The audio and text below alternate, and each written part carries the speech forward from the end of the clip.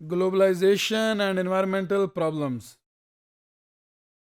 Globalisation के साथ itself बहुत सी इन्वायरमेंटल प्रॉब्लम्स आती हैं, क्योंकि ग्लोबलाइजेशन के पूरे प्रोसेस ने ट्रेड को एक दूसरे के लिए पूरी दुनिया ने ओपन किया। बहुत से जो इंडस्ट्रियली डेवलप्ड नेशंस हैं, उन्होंने नई मार्केट्स में डेवलपिंग कंट्रीज़ और अंडर डेवलप्ड कंट्रीज़ में स्पेस बनाई। बड़ी बड़ी मल्टी नेशनल कंपनीज का कल्चर, बहुत बड़े बड़े ब्रांड्स का सर्विसेज सेक्टर इंप्रूव हुआ। ओपन मार्केट इकोनॉमी में ग्लोबलाइजेशन के साथ मैसिव चेंजेस आई। ग्लोबल लॉज बने, जैसे वर्ल्ड ट्रेड ऑर्गेनाइजेशन का सिस्टम आया। Bleakest views of globalisation argues it create global competition. Globalisation ने जो सबसे बड़ा चेंज दुनिया को दिया, पूरा कंपटीशन दे दिया ह्यूमन सोसाइटी को, resulting in a boost in economic activities. पूरी दुनिया में इकोनॉमिक एक्टिविटीज़ में अक्रॉस द ग्लोब बूस्ट आया। बड़ी बड़ी फूड चेन्स, एक मुल्क से, एक कंट्री से दूसरी कंट्री में, than the next country, production units from one country to other countries and the same brands that are in Western Europe, North America, Asia, and then the Eastern Asia, the Africa, all the way the maximum production and the maximum economic activity and maximum competition in the markets that deplete the environment and its natural resources. जहाँ भी ज़्यादा production होती है, natural resources वहाँ deplete होते हैं। Natural resources की ज़रूरत है, raw material is needed for the industrial production purposes. Industrial production के लिए हमेशा से रॉ मटेरियल्स की ज़रूरत है, जो नेचुरल सिस्टम्स से मिलता है।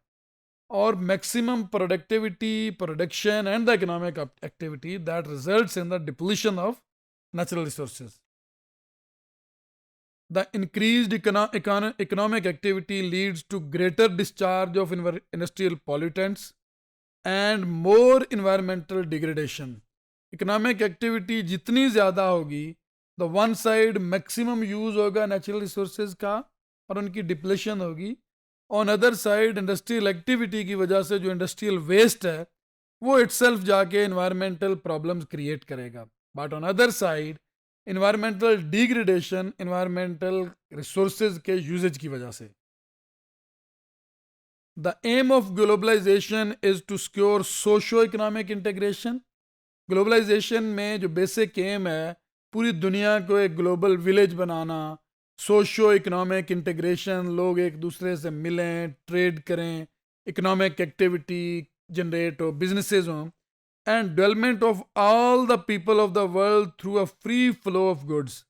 पूरी दुनिया में के लोग फ्री फ्लो ऑफ गुड्स से डेवलप करें, कि अगर कोई चीज़ पाकिस्तान में बनती है तो उसकी मार्केट यूएसए भी हो, उसकी मार्केट यूरोप भी हो, ईस्टर्न एशिया भी हो, अफ्रीका भी हो, ओपन हो कि जहाँ मर्जी जाके आप चीज़ें सेल करें। सर्विसेज सेक्टर प्रमोट हुआ कि ख़ास तरह के प्रोफेशंस, जो companies executive professionalism, the management, the public administration, the business administration, the commerce, the emergence of such disciplines.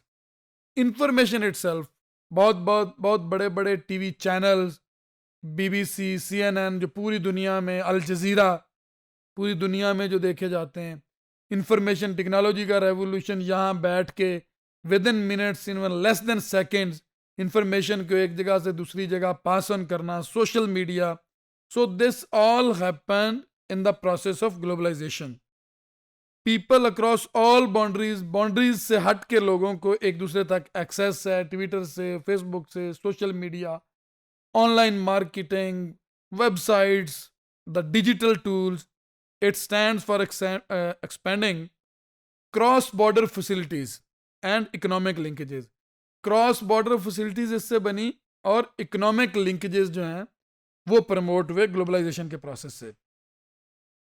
Globalisation has led to an increase in the consumption of the products की consumption इससे increase हुई, that is not recycle which has impact the ecological cycle. ऐसी production जिसका material ऐसा नहीं है जो recycle हो सके, that is ultimately and aggressively damaging the ecological sense of the globe. तो ऐसी प्रोडक्शंस हुई, ऐसी चीज़ें प्रोड्यूस हुई, ऐसे मटेरियल्स यूज हुए ग्लोबलाइजेशन के प्रोसेस में during the massive production which are not reusable, recyclable. Increased consumption leads to an increase in the production of goods. Goods की production तो increase हुई, which in turn puts stress on the environment. Production ने natural environment को एक stressful situation दे दी, उनकी depletion होना शुरू हो गई. The amount of fuel that is consumed in transporting these products has led to increase the pollution levels in the environment. Massive production से massive economic activity, उसकी वजह से pollution, and later on जो production है, जो items हैं, उन्हें एक जगह से दूसरी जगह ट्रांसपोर्ट करने के लिए भी जो फ्यूल चाहिए उससे भी इन्वायरमेंटल हार्म और डैमेज हुआ. स्पेशली ऑयल स्पिल्स और जो हमारा शिप्स हैं उनसे जो एक चीज़ दूसरी जगह ट्रांसफर होती है उससे पूरी सी की इकोलॉजी ओवरऑल उससे डैमेज होती है.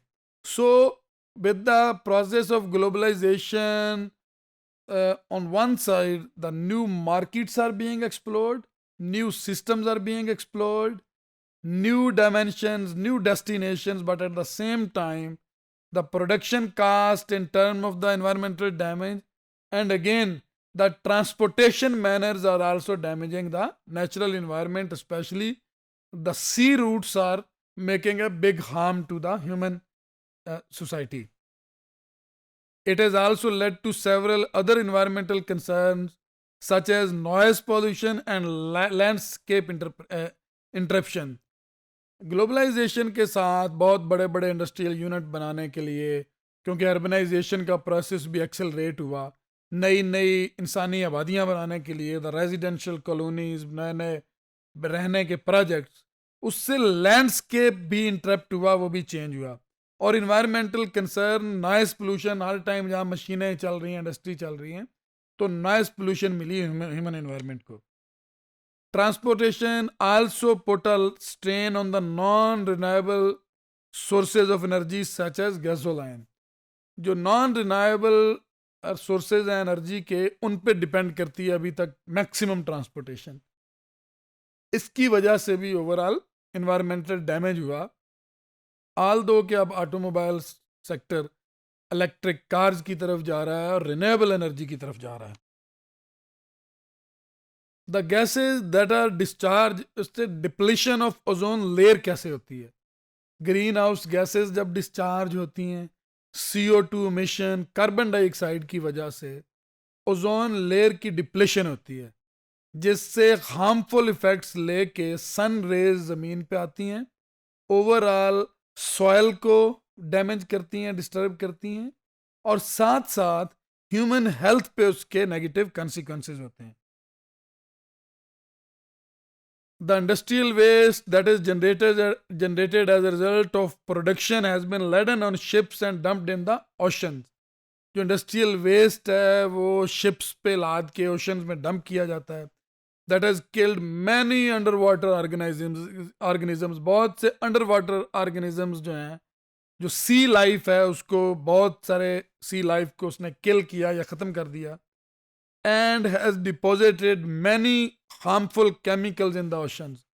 जो इंडस्ट्रियल वेस्ट है, सॉलिड वेस्ट है, जिसको ओशंस में डंप किया जाता है, उसने जहाँ बहुत से लिविंग ऑर्गेनिजम्स जो सी के अंदर है उन्हें ख़त्म किया, उसके साथ साथ हार्मफुल केमिकल्स दे दिए ओशन में, जो ह्यूमन साइड को भी, ह्यूमन हेल्थ को भी इफेक्ट करते हैं और सी लाइफ को भी किल करते हैं. Various chemicals have been thrown into the soil which are resulted into the growth of many noxious weeds and plants. बहुत से poisonous weeds and plants जो हैं वो natural system में उनकी growth हुई है. This toxic waste has caused a lot of damage to plant. बहुत सारे ऐसे plants हैं जो ख़त्म हो गए इस chemical और toxic waste की वजह से. Interfering in the genetic makeup. जो प्लांट्स की जो जेनेटिक है उसको भी इंटरफेयर किया और उसमें भी बहुत सी प्रॉब्लम्स आई. It has put pressure on the available land resources. Land resources जो अवेलेबल हैं उन पे भी प्रेशर पड़ा, क्योंकि पहली दफ़ा अब ऐसा हुआ है after the process of globalisation कि शहरों की आबादी देहातों की आबादी से बढ़ गई है. लोग शहरों की तरफ मूव करना शुरू हो गए हैं. सो जो अवेलेबल लैंड रिसोर्सेज हैं उन पे भी प्रेशर पड़ा है इन टर्म ऑफ अर्बनाइजेशन. बहुत बड़ी बड़ी इंडस्ट्रियल स्टेट्स बनी, प्रोडक्शन यूनिट्स लगे. Various studies have found that plastic is one of the major toxic pollutant. Plastic जो है ये मैसिवली टॉक्सिक पोल्यूटेंट है जो ह्यूमन एनवायरनमेंट को सबसे ज़्यादा डैमेज करता है. As it is a non biodegradable product. ये ऐसी प्रोडक्ट है जिसको दोबारा रिसाइकल होने में या मिक्स होने में हंड्रेड्स ऑफ ईयर्स चाहिए. However plastic is of huge use. Plastic का जो मैक्सिमम यूज है तब आता है जब ये पैकिंग के पर्पज के लिए यूज होती है. This has led to increase use of plastic and causing widespread environmental pollution. जैसे प्लास्टिक सबसे बड़ी वजह बनती है पैकिंग इंडस्ट्री में, क्योंकि ये बहुत ज़्यादा यूज़ होती है और मैक्सिमम इन्वायरमेंटल डैमेज की ये वजह बनती है. जैसे पाकिस्तान ने अभी अपने प्लान में प्लास्टिक बैग्स, ऐसे बैग्स को बैन किया अपने फेडरल कैपिटल में जो रिसाइकलेबल प्लास्टिक या नहीं यूज़ कर रहे. रिसाइकलेबल प्लास्टिक को यूज़ करके बैग बनाए जा सकते हैं, बट जो दूसरी प्लास्टिक है जो मैक्सिमम एनवायरनमेंट को डैमेज करती है उसके यूज़ पे नेशनल कैपिटल में बैन किया गया है. This is actually an effort to address the environmental problems which come through the plastic, and especially this all is happening due to the process of globalization and its relationship with the environmental problems.